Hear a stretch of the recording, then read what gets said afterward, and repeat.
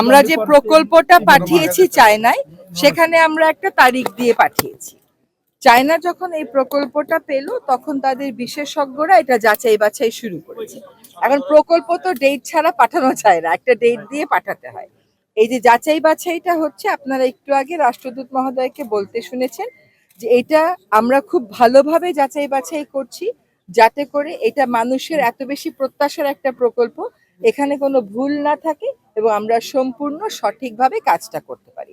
উনি এটাও বলেছেন যত দ্রুত সম্ভব উনি কাজটা শুরু করবার পক্ষপাতী, এবং উনি আশা করেন যে এই বছরের মধ্যেই যত দ্রুত সম্ভব কাজটা শুরু হবে। প্রথম কথা হচ্ছে যে এটা যাচাই বাছাই প্রক্রিয়াটা শেষ না হওয়া পর্যন্ত এটা শুরু করা যাচ্ছে না। ফলে এটা হয়তো জানুয়ারির মধ্যে শুরু হচ্ছে না, কিন্তু কোনোভাবেই হতাশা ছড়ানো যাবে না, কারণ উনি এই প্রকল্পটা করার ব্যাপারে চীন সরকার, বাংলাদেশ সরকার উভয়ই প্রতিশ্রুতিবদ্ধ বলেই আমরা দুজন আবার আপনাদের কাছে এসেছি। হ্যাঁ, এবং এই কথাগুলো আবার বলতে এসেছি যে এই প্রকল্পটা হবে, এবং এইটার সপক্ষে রাজনৈতিক দলগুলোকেও আপনারা দেখেছেন, নির্বাচনে যারা যাচ্ছেন তারা বলেছেন যে তাদের রাজনৈতিক যে ম্যানিফেস্টো এটা তাদের পার্ট। সুতরাং এটা হবে, কিন্তু তাড়াহুড়াটা না করে যে 26শে জানুয়ারি বলেছিলেন 26 জানুয়ারি শুরু করে, সেটা না করে আমরা একটু সময় দিই কাজটা ভালো করে। আগের যে প্রকল্প গেছিল সেই প্রকল্পে কোনো তারিখ ছিল না, কোনো সময় ছিল না, এবং সেই প্রকল্প যাচাই বাছাই হয় নাই। এখন যাচাই বাছাই না হয়ে কেন টাইম দিলাম?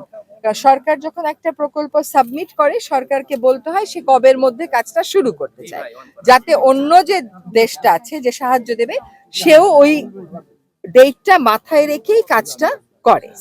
কিন্তু এখন দেখা যাচ্ছে যে প্রকল্পটা অনেক বেশি জটিল হওয়ার কারণে তিনটা জিনিস এখানে দেখতে হবে: বন্যা নিয়ন্ত্রণ, নদী ভাঙন রোধ, একই সাথে সেচ দেওয়া। ফলে এইটা ফুল প্রুফ করার জন্য ওনারা একটু সময় নিচ্ছে। অন্যান্য বারের থেকে এবারে ডিফারেন্ট কেন জানেন? এবারে আমরা বিস্তারিত কাজ করেছি। আমরা আপনাদের পর্যায়ে গণশুনানি করেছি, আমরা জাতীয় পর্যায়ে বিশেষজ্ঞদের মতামত নিয়েছি, তারপরে এটা চীন দেশে 5 জেলাতে, তারপরে এটা চীন দেশে পাঠানো হয়েছে এবং তারা এটা ফার্দার যাচাই বাছাই করছে। হ্যাঁ, আর চীন দেশের সাথে বাংলাদেশের সম্পর্কটা বন্ধুত্বপূর্ণ। বাংলাদেশের পররাষ্ট্রনীতির মূলটাই হচ্ছে যে সকলের সাথে বন্ধুত্ব। চীন যেহেতু আমাদের খুব দূরবর্তী প্রতিবেশী না, কিন্তু চীনের সাথেও আমাদের সম্পর্কটা ঘনিষ্ঠ, আর চীনের সাথেও কিন্তু আমরা নদী শেয়ার করি। হ্যাঁ, আমাদের একটা নদীর কিন্তু উৎপত্তি চীনের ওখান থেকে হয়েছে। এই সময় আপনারা দেখতে পাচ্ছেন যে একটা বড় হাসপাতাল করার জন্য তারা এগিয়ে এসছে। বাংলাদেশে অনেক রকমের স্বাস্থ্য সেবার ক্ষেত্রে, ইনফ্রাস্ট্রাকচারের ক্ষেত্রে, এমনকি এই যে তিস্তা প্রকল্পের ক্ষেত্রেও তারা এগিয়ে এসছে। তাদের প্রতি আমাদের একটা বিশেষ কৃতজ্ঞতা তো আমরা অবশ্যই জানাতে পারি। আরএফএল এসডব্লিউআর পাইপই মাপে যা বলে তাই দেয়। RFL SWR pipe and fittings.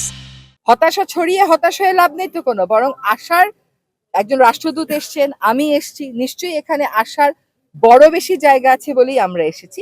এখন একটা সমীক্ষা হয়ে আমরা যে টাকা দিলাম, দেখা গেল কাজটা করতে গিয়ে তার চেয়ে বেশি টাকা লাগলো, তখন আমি চুক্তি স্বাক্ষর করে ফেললে তো এটা পরিবর্তন করা অনেক কষ্টের হয়ে যাবে। বরং এমন একটা প্রক্রিয়ার ভিতর দিয়ে যাই যে উভয় দেশের জন্য এই বিষয়টা সহনশীল হয়। টাকার অঙ্ক না জানলে আপনি কেমন করে চুক্তি করবেন? কিন্তু মেমোরান্ডাম অফ আন্ডারস্ট্যান্ডিং আছে, সমঝোতা স্বাক্ষর আছে।